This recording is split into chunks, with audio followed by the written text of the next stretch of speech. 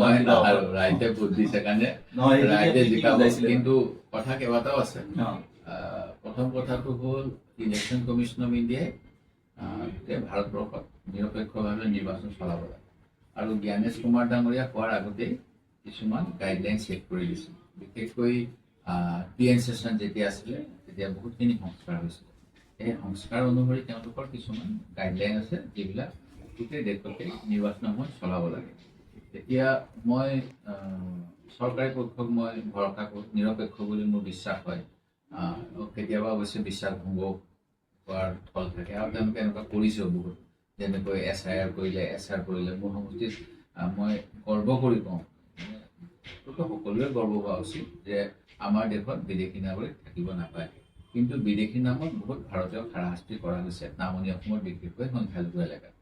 কিন্তু মোৰ সমষ্টিত যেতিয়াৰ পৰাই অসম গণ পৰিষদ আৰু দিল্লীত BJP চৰকাৰে ডি ভোটাৰ কনচেপ্টটো আনিলে, সেই দিনৰ পৰা আজিৰ তাৰিখৰ ভোটাৰ তালিকাত এটাও ডি ভোটাৰ চিহ্ন নাই। এনে ফলত SRৰ সময়ত এতিয়া বহুত সংখ্যালঘু মানুহক বিদেশী সজোৱাৰ অপচেষ্টা চলালে। গতিকে নিৰপেক্ষতাৰ ওপৰত প্ৰশ্ন আহিবই। দ্বিতীয় কথাটো হ'ল, যিটো 9 তাৰিখৰ দিনাখন আমাৰ নিৰ্বাচনৰ ভোট গ্ৰহণ হ'ল, আৰু এইবাৰ সমজিলা কৰাৰ পিছত মুখ্যমন্ত্ৰী মহোদয়ে আমাৰ যিবিলাক মহকুমা আছিল, মহকুমাবিলাকক অৱনমিত কৰিলে, অপমানিত কৰিলে, আৰু তাৰ ফলত আমি শিৱসাগৰত কাউণ্টিঙৰ হ'ব, শিৱসাগৰত মানে আমি নমিনেশ্যন দিব লগা হ'ল। আমাৰ যি চাব ডিভিজন তাৰ কোনো ভেলু নাই। এতিয়া মই 9 তাৰিখৰ নিৰ্বাচনৰ পিছত মই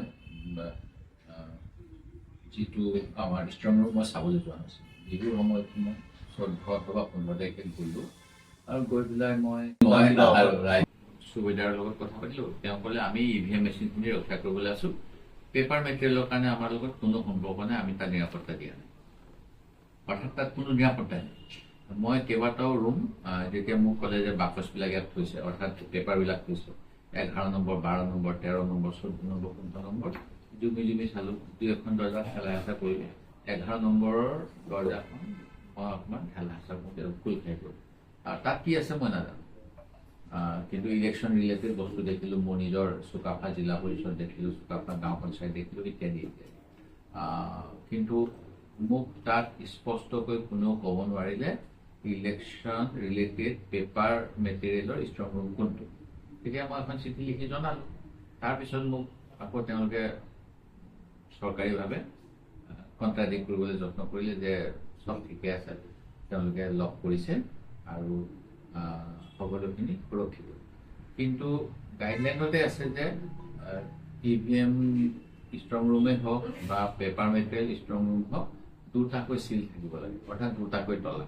এটা তলাৰ চাবি যিজন ৰিটাৰ্ণিং অফিচাৰ, সেই ক্ষেত্ৰত আমাৰ DC, আৰু অন্য এটা তলাৰ চাবি আমাৰ যিজন এছিষ্টেণ্ট ৰিটাৰ্ণিং অফিচাৰ, অৰ্থাৎ এই সমষ্টিটোৰ এছিষ্টেণ্ট ৰিটাৰ্ণিং অফিচাৰ, আমাৰ ক্ষেত্ৰত ডিষ্ট্ৰিক্ট কমিটি, তেওঁৰ হাতত থাকিব। এতিয়া মই গোটেইবিলাক তলা 6খন দৰ্জা চালোগৈ, একমাত্ৰ 6খনৰ 3টা ৰুমৰ 6খন দৰ্জাৰ ভিতৰৰ পৰা এখন দৰ্জা লক কৰি থৈছে, অৰ্থাৎ আমি যে চিটকানি লগাই দিওঁ তেনেকে, আৰু সেইটো কেতিয়াবা ঠেলা হেঁচা কৰিলে খোল খায়, সেইটো সকলোৰে অভিজ্ঞতা আছে। দ্বিতীয় দৰ্জাখনত প্ৰতিটো ৰুমৰ অকল এটাকৈ তলা লগোৱা আছে, যিটো আমি দোকানৰ পৰা কিনি আনি লগাওঁ, আৰু ডাবল চিল কৰা নাই। তৃতীয়তে বহু ক্ষেত্ৰত ডাবল চিলৰ উপৰিও কাপোৰেৰে লগাই দিয়া হয়, আৰু অন্যান্য যিবিলাক পলিটিকেল পাৰ্টিৰ এজেণ্ট, তেওঁলোকৰ নাম ভিতৰত লিখি ৰাখে, যাতে খুলিব সময়ত তেওঁলোকৰ নামকেইটা ওলাই যায়, চহী হৈ যায়।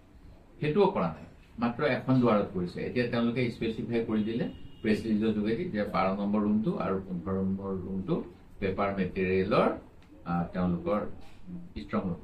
তাৰে মাত্ৰ 15 নম্বৰ ৰুমৰ এখন দৰ্জা এটা তলা, তাত কাপোৰেৰে দ্বিতীয়বাৰ বান্ধি থোৱা হৈছে, তাত ডাবুল লক নাই। গতিকে ইলেকশ্যন কমিশ্যনৰ গাইডলাইনটো ভাইলেট কৰি আছে। সেই কথাটো মই বাৰম্বাৰ কৈ আছোঁ, তেওঁলোকে মানিবলৈ ইচ্ছা নকৰে। এতিয়া দুৰ্ভাগ্যজনকভাৱে এজন মই কাৰো নাম ল'ব নিবিচাৰোঁ, খুব বিতৰ্কিত যিজনৰ নাম বিভিন্ন হত্যাৰ লগত জড়িত, তেখেতেও আমাৰ জিলাৰ পৰা প্ৰতিনিধিত্ব কৰিছে, আৰু তেখেতৰ বিষয়ে বিভিন্ন কথা ওলাইছিল।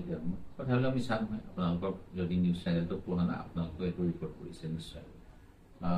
তেখেতৰ যিহেতু উপস্থিতি আছে অলপ সন্ত্ৰাসৰ পৰিস্থিতি এটা হৈছিল বহুত ভয় ভাবুকি দিয়াৰ কথা অখিল গগৈ কৈছিল এতিয়া যদি কাউণ্টিং বা ৰখীয়াসকলক যদি তেওঁলোকে কিবা কাৰণত ভয় ভাবুকি দি খালী কৰাই লৈ কিবা এটা অঘটন ঘটে মই নাজানো এই গতিকে মই ইলেকশ্যন কমিশ্যনক নিৰপেক্ষ হ'বলৈ দাবী জনাইছো কথা ইমান আৰু এটা কথা ওলাইছে যে আপুনি মানে আপুনি মানে পাব্লিকৰ ওচৰলৈ যেনেকৈ যাব লাগে তেনেকৈ যোৱা নাই পাব্লিক ৰিলেশ্যন মানে তেনেকুৱা হ'বলৈ যোৱা নাই আপুনি চিঠি লিখিয়ে 5 বছৰ পাৰ কৰিলে আৰু ময়ূৰ বৰগোহাঁই আপোনাৰ যিজন অপোনেণ্ট তেওঁ তেনেকে মানুহৰ ওচৰলৈ গৈছে মানুহ লগ পাইছে মানুহৰ ওচৰলৈ এতিয়া আপুনি মানে ইভিএমৰ কথাটো আগতে কৈ পেলাই তেনেকুৱা ইংগিত নাই মই জয়লাভ কৰিম প্ৰথম কথা মই আত্মবিশ্বাসী আৰু মোৰ সমৰ্থন যথেষ্ট ভাল আৰু মই প্ৰতিপক্ষক আক্ৰমণ কৰিব নিবিচাৰোঁ কিন্তু বিধানসভাৰ আপোনালোকে 2021 চনৰ মোৰ বক্তব্য শুনিব মুখ্যমন্ত্ৰীক কি জবাব দিছিলোঁ কৈছিলোঁ যে নকটা ফুকনক দি পেলাই আপুনি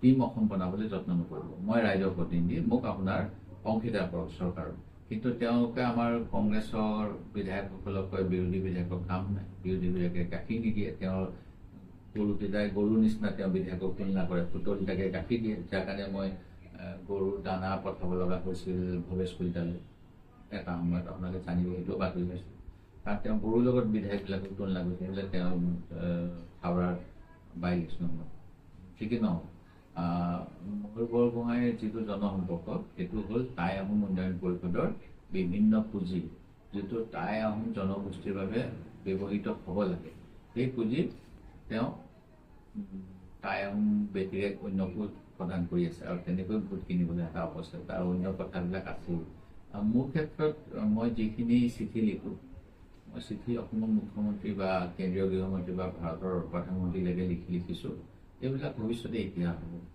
এইকাৰণে হ'ব 2017-18 চনতে মই লিখিছিলোঁ অসমত অসম চুক্তি অনুসৰি বিদেশী থাকিব নোৱাৰে গতিকে আপোনাৰ বিদেশীৰ প্ৰতি প্ৰেম লাগিছে আপুনি অসমক বাদ দি অন্য বিদেশী সংস্থাপন কৰক কিন্তু তেওঁলোকে নাগৰিকত্ব সংশোধনী আইন 2019 আনিলে মোৰ চিঠিৰ পিছত আৰু এতিয়া দেখা পাইছোঁ 18 চনৰ বাংলাদেশীক ভাৰতত অসমত নাগৰিকত্ব দিছে গতিকে এই কথাবিলাকৰ ক্ষেত্ৰত যদি কোনোবাই ভৱিষ্যতে গৱেষণা কৰে অসমত বিৰোধী আছিল নে নাই গণতন্ত্ৰৰ বিৰোধী থকাটো উচিত তেতিয়াহ'লে যদি তেওঁলোকে তথ্য বিচাৰে মোৰ চিঠিখনে একমাত্ৰ তথ্য হ'ব যে বিজেপিৰ অসম বিৰোধী নীতিৰ বিৰুদ্ধে বিধানসভাৰ বিৰোধী দলৰ সৈতে প্ৰতি ক্ষেত্ৰতে মাত মাতি আহিছে গতিকে আমাৰ আহোম ৰজাসকলে অসমত বুৰঞ্জী প্ৰৱৰ্তন কৰিছিল কি দেখিবা কি শুনিবা য'তে দেখা সাধাৰণ প্ৰজাৰ ৰজাৰ সকলো কথা লিপিবদ্ধ কৰিবা দেউতাই মন বুৰঞ্জী কৰিছিল মই সেই গতিকে মোৰ পৰম্পৰা ৰক্ষা কৰিছোঁ ইয়াত কোনো আপত্তি কৰিব লগা নাই বিশেষকৈ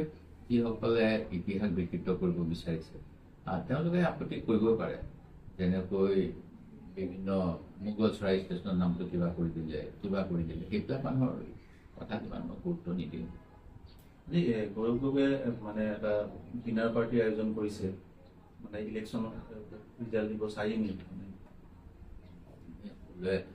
তেওঁ সকলো সমষ্টিত তেওঁ অখিল গগৈ কৈছে হয় মই ভাল পাইছোঁ দিয়াৰ কাৰণে কাৰণ গৌৰৱ গগৈ নেতৃত্বত আমি নিৰ্বাচনত অৱতীৰ্ণ হ'লোঁ গৌৰৱ গগৈৰ নেতৃত্বত পৰৱৰ্তী চৰকাৰ গঠন হ'ব গৌৰৱ গগৈ ডাঙৰীয়াই সকলো বিধানসভা সমষ্টিত কেম্পেইন কৰিবলৈ যাব নোৱাৰিলে তেখেতৰ নেতৃত্বত যিহেতু আমি গোটেই এটা টিম AJP হওক ৰাইজৰ দল হওক CPM হওক আমি সকলোৱে প্ৰতিনিধিত্ব কৰিলোঁ গতিকে তেখেতে আমাক বিহু বুলি এসাঁজ খুৱাব বিচাৰিছে ইয়াততো কোনো আপত্তি কৰিব লগা নাই বেছি অংশ কৰিব নালাগে বিহু বতৰত সকলোৱে খায় অৱশ্যে খাওঁতে কেতিয়াবা মাৰ্ডাৰো হৈ গৈছিলে ৰূপসিং চৰ্দাৰ মনত পৰিব চাগে ৰংপুৰ ৰাজধানীতে গৈছোঁ গতিকে তেনেকুৱা নিশ্চয় নহয় আমাৰ মাজত মই জাষ্ট কথাটো কৈছোঁ কিন্তু আমি সকলোৱে বিহু বতৰত গৌৰৱ আমন্ত্ৰণ ক্ৰমে আদিনো খোৱা কিবা ইংগিত আছে নেকি এইটো মানে কিবা চিম্বলিক নেকি মানে ডিনাৰ পাৰ্টি কাৰণ 4 মিনিট আপোনাৰ ৰিজাল্ট দিব গ'লে ইংগিত কি থাকিব পেটত ভোক লাগিব ঘৰত নাখাওঁ তাত খামগৈ আৰু কি ইংগিত থাকিব আৰু গৌৰৱ গগৈ নেতৃত্বত চৰকাৰ গঠন বুলি কৈছোঁ সেইটোৱে ইংগিত অন্য ইংগিত বিৰোধী চৰকাৰ কংগ্ৰেছ নেতৃত্বাধীন বিজেপিৰ বিৰুদ্ধে যিটো যুদ্ধ সেই যুদ্ধৰ লাষ্ট প্ৰশ্ন এটা সুধিছোঁ অখিল গগৈ কালি আমাৰ লগত কথা পাতোঁতে কৈছিল যে এইবাৰ আপোনাৰ ব্ৰাহ্মীণ তাৰপিছতে বেংগলী কমিউনিটি তাৰপিছত টি ট্ৰাইবছৰ একাংশ আৰু হিতাধিকাৰী মানে তেওঁ মহিলাৰ কথা কৈছে, এইখিনিয়ে বিজেপিক ছাপোৰ্ট কৰিছে না? সম্পূৰ্ণ নহয়, আংশিকভাৱে। কি ক'ব? নাই, এইটোত মই সম্পূৰ্ণ সমৰ্থন কৰিব নোৱাৰিম। মুক্ত ব্ৰাহ্মণ বুদ্ধিছে নাজিৰা নগৰত থকা, শিমলুগুৰি নগৰত থকা, অৱশ্যে তেনেকৈ বাগিচা ভোটো এবাৰ বৃদ্ধি পাব। আৰু হিতাধিকাৰী সকলো যে অন্তৰ্ভুক্ত সেইটোও নহয়। এতিয়া হিতাধিকাৰী আপোনাক তুলিছোঁ, খালি আমি প্ৰকাশ্য কৰিব লাগিব। এইটো কৰিলে বিজেপিয়ে অত্যাচাৰ কৰে। ভাল ভোট হৈছে। অখিল গগৈ মানে মতে যদি এইখিনি যদি ভোট দিয়া নাই, কোনে ভোট দিব? না, তেওঁ কৈছে বিজেপিক ছাপোৰ্ট কৰিছে। প্ৰথম কথা আপোনাৰ কথাটোহে, মই তেওঁ কি কৈছে মই শুনা নাই। আজি ৰাতিপুৱাই মোৰ বিভ্ৰান্তি হৈছে। এখন বাতৰি কাকতত শিৰোনাম আহিছে অখিল গগৈ কৈছে চৰকাৰ গঠন। বাকী দুখন কাগজ পঢ়িলোঁ, য'ত লিখা আছে অখিল গগৈ কৈছে ৭০টা ৯০টা আসন কংগ্ৰেছ নেতৃত্বাধীন বিৰুদ্ধে পাব। গতিকে এইটো কথা আপোনাক মই একজেক্টলি ৰিপ্লাই দিব নোৱাৰিম যেতিয়ালৈকে তেওঁৰ মুখৰ কি মই নুশুনো। তথাপিতো মই কৈছোঁ সকলোৱে ভোট দিছে, অসমত সকলোৱে দিছে, মোক নহয়, কংগ্ৰেছক দিছে, উজনি দিছে, নামনি দিছে। বিজেপিৰ অপশাসনটো অকল মোৰ ক্ষেত্ৰতে হোৱা নাই তো, গোটেই অসমত আৰু নপকাব।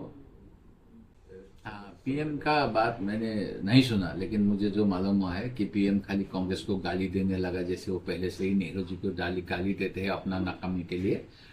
एक्चुअली काल गणतंत्र का जीत हुआ 2 दिन पहले, और ये जीत कांग्रेस के लिए ही संभव हुआ। मैं कांग्रेस नेतृत्व को, अपोजिशन को बधाई देता हूँ कि बीजेपी का जो एक नाकाम कोशिश था संविधान को वुमेन रिजर्वेशन बिल का नाम से संविधान बदलने का, अपना जो डिलिमिटेशन होने वाला था या फिर सेंसस होने वाला था, ये सबको छोड़ के 2023 में ही एक वुमेन एम्पावरमेंट का बिल हुआ, और इस बिल में ही लिखा गया था कि ये 2029 तक हो जाएगा, और इसका पहले सेंसस होगा, करेंट सेंसस। दूसरी बात, इसका पहले कॉन्स्टिट्यूंसी सबका डिलिमिटेशन हुआ, उसका बाद कितना कहाँ क्या होगा वुमेन रिजर्वेशन का बात आएगा। लेकिन ये बात अभी इलेक्शन का बीच स्पेशल सेशन बुला के डिस्कशन करने का काम ठीक नहीं हुआ। इसमें इलेक्शन कमीशन को भी हस्तक्षेप करना चाहिए था, और हाउस का जो प्रिजाइडिंग ऑफिसर लोकसभा का अध्यक्ष को भी इसमें अपना इंटरवेंशन रखना चाहिए था, क्योंकि इसके द्वारा वुमेन वोटर को इन्फ्लुएंस करने का कोशिश है। और बीजेपी जो उनका आइडियोलॉजी है, ये आइडियोलॉजी में वुमेन को एम्पावर करने का कभी सोच ही आ नहीं सकता, क्योंकि जो वो लोग बोलते हैं कि वुमेन को घर का अंदर रहना चाहिए, बाहर नहीं जाना चाहिए। अभी खुद का मुंह में राम नाम जो बोलते हैं, इसी टाइप का बात बीजेपी किया था, और इसका प्रमाण काफ़ी है। हाथरस में इंसिडेंट हुआ था, फिर दिल्ली में अपना भारत का गौरव शान रेसलर लोग का ऊपर जो अत्याचार हुआ था बीजेपी का एमपी के तरफ से, ये सब में तो बीजेपी ने कुछ नहीं किया। अभी प्रधानमंत्री जी का बारे में भी बोलते हैं कि वो अपना एफिडेविट में वो जो शादीशुदा है वो भी छुपाया था, बाद में वो मालूम किया गया। तो इनका जो बात है अभी, ये कांग्रेस को फंसाने का कोशिश था, और अपने आप को पावर में कॉन्स्टिट्यूशन अमेंडमेंट इनडायरेक्ट वे करके कब्जा करने का बात था। लेकिन ये फॉइल हो गया, क्योंकि 2023 में ही वुमेन एम्पावरमेंट का बिल पास हो गया था। अभी 17 को शायद उसको लागू किया गया। तो अभी क्या जरूरत था? अभी ये इसीलिए करने का कोशिश किया था कि अभी का जितना है उससे और आधा मतलब फिर निकाल के ये हिसाब करेंगे। लेकिन ये हिसाब कैसे सही होगा, क्योंकि हमको हमारा पास 2011 का सेंसस है, अभी 2021 का सेंसस अभी तक किया ही नहीं, और उसका बाद में रिजर्वेशन का बात है। रिजर्वेशन बीजेपी देने नहीं चाहते एसटी को, ओबीसी को। तो ये सब एक बड़ा साजिश था, जो साजिश से देश को बसाया कांग्रेस ने। इसलिए मैं कांग्रेस नेतृत्व को बधाई देता हूँ, अपोजिशन को बधाई देता हूँ, और बीजेपी अपना पावर में आने के लिए ये बहुत गेम घृणनीय काम किया था, जो अभी नाकाम हो गया। कांग्रेस का बहुत अच्छा होगा, क्योंकि जो बीजेपी का यहाँ का सरकार है, ये सरकार अभी क्या करेगा? लास्ट 10 ईयर्स में बताया कि ये सब कर दिया, अच्छा हो गया, टॉप 5 में ले गया, लेकिन अभी यहाँ हिंदू मुस्लिम और पैसा बांट के वोट खरीदने की कोशिश कर रहा है, जो नाकाम हो गया। जुबिन जी को न्याय देगा बोला था, असम का लड़का लोग को नौकरी देगा बोला था, तो बान समस्या का समाधान होगा बोला था, फिर हमारा SC/ST को दर्जा दिएगा बोला था, फिर 351 लेबर का वेजेस करेगा बोला था। जो भी वादा था 10 साल पहले का विजन डॉक्यूमेंट में, वो कुछ भी उसने इम्प्लीमेंट नहीं किया। तो इसीलिए आदमी को तो सब समय बुद्धू नहीं बना सकते हैं ना। You can fool some people for some time, not all people for all time. तो ये 10 साल का तो हो गया, तो 2014 का वोट ले लिया था, 16 का ले लिया, 19 का ले लिया, 21 का ले लिया, 24 का ले लिया अभी, लेकिन ये संभव नहीं होगा। इसलिए कांग्रेस का नेतृत्व में, गौरव गोगोई का नेतृत्व में हमारा सरकार बनने वाला है। अच्छा नतीजा आएगा अपर असम से भी और बराक वैली से भी। दिल्ली में जनसंख्या का बावजूद पब्लिक को जो हिंदू का खतरा है ये बोलते हैं, हिंदू लोग खुद अभी स्वयं सोचते हैं कि बीजेपी से उनका खतरा है, इसलिए अच्छा होगा। ৰিজাৰ্ভেশ্যনৰ যিটো কথা আছিলে মহিলাৰ, এই ক্ষেত্ৰতো বিভিন্ন ধৰণৰ কথা আহিছে আৰু NDA ফালৰ পৰা কোৱা গৈছে যে কংগ্ৰেছ বা বিৰোধী দলসমূহে আপোনালোকে বিশ্বাসঘাতকতা কৰিছে, মহিলাক গুৰুত্ব দিয়া নাই। এই গোটেই বিষয়টো গোটেইবিলাক বিজেপিৰ অপপ্ৰচাৰ। যিখিনি আজি মহিলাৰ সশক্তিকৰণৰ কাৰণে হৈছে, গোটেইখিনি কংগ্ৰেছৰ সময়তে হৈছে। কংগ্ৰেছে যেতিয়া ৰাজীৱ গান্ধী ডাঙৰীয়া আছিল, তেতিয়াই প্ৰথম মহিলা সবলীকৰণৰ কাৰণে বিভিন্ন পদক্ষেপ লোৱা হৈছিল, আৰু আমাৰ চৰকাৰে 33% মহিলাৰ বাবে যিখন বিল, সেইখনৰ কথা কাহিনীভাৱে উত্থাপন কৰি থৈছিল। সেইখিনি সময়ত বিজেপি দল বিৰোধী দলৰ স্থিতিত আছিল আৰু তেখেতসকলে তাৰ অপোজ কৰিছিল। দ্বিতীয় কথা, পঞ্চায়তৰ ইতিমধ্যে 50% অসমত কংগ্ৰেছে বলবৎ কৰি গৈছে মহিলাৰ বাবে। সেই গতিকে কংগ্ৰেছ দলক যদি কোৱা হয় যে মহিলাৰ শত্ৰু, এইটো এটা মিছা, অসত্য, অপবাদ। দ্বিতীয় কথাটো হ'ল, বিজেপি দলে 2023 চনতেই মহিলা সশক্তিকৰণৰ বিলখন আইনত পৰিণত কৰিলে। বিল আনিলে, আইনো হ'ল, আৰু সেইখন সেই সময়ত সকলোৱে সমৰ্থন জনালে। খালি তেওঁলোকক আমি এটাই কৈছিলোঁ যে এতিয়াই কিয় আপোনালোকে কৰিছে 23 চনত, যদি ইমপ্লিমেণ্ট কৰে 29 চনত, অৰ্থাৎ 6 বছৰ পিছত। তেতিয়া তেওঁলোকে কৈছিলে যে আমি এইবিলাক চেঞ্চাছ কৰি ল'ম, সমষ্টি পুনৰ নিৰ্ধাৰণ কৰিম, তাৰপিছত ইমপ্লিমেণ্ট কৰিম, সেইকাৰণে আমাক সময় লাগে। আমি সেইখিনিও মানি লৈছিলোঁ। তাৰপিছত তেওঁলোকে কিন্তু ইমপ্লিমেণ্ট কৰা নাছিলে। এই নতুনকৈ তেওঁলোকৰ হাতত যাতে ক্ষমতা থাকিব পাৰে, তাৰ বাবে বৰ্তমানৰ যিমানখিনি সাংসদ, তাৰ অৰ্ধেক নতুনকৈ কৰি পেলাই 851 নে কিমান জনৰ এখন নতুন আইন উত্থাপন কৰিব বিচাৰিলে। কিন্তু আমাৰ আপত্তি এইখিনিতে যে 2011 চনৰ চেঞ্চাছৰ ভিত্তিত কিয়? কাৰণ জনসংখ্যা ইতিমধ্যে বৃদ্ধি হৈছে। এটা সময়ত অসমত 126 জন বিধায়ক আছিল, কিজানি 1 কোটিমান মানুহ থাকোঁ। এতিয়াও আমি 3 কোটি হৈ যোৱাৰ পিছতো 126 জনতে সীমাবদ্ধ হৈ আছোঁ। সেই গতিকে আমাক শেহতীয়া চেঞ্চাছ লাগে আৰু জাতি গণনাও লাগে, যাতে কিমান চিট প্ৰকৃততে ৰিজাৰ্ভেশ্যন হ'ব লাগে অনুসূচিতৰ বাবে, সেইখিনিও আমি গম পাব পাৰোঁ। আৰু তৃতীয় কথাটো হ'ল, সমষ্টি পুনৰ নিৰ্ধাৰণ হ'লে অসমৰ নিচিনা হ'ব নালাগে। যেনেকৈ ধুবুৰী ফালে একদম পাঞ্জপাদি বা এটা সমষ্টিত 3 লাখলৈকে ভোটাৰ দিছে, পাহাৰ অঞ্চলত 1 লাখতে এটা ভোটাৰ সমষ্টি গঠন হৈছে।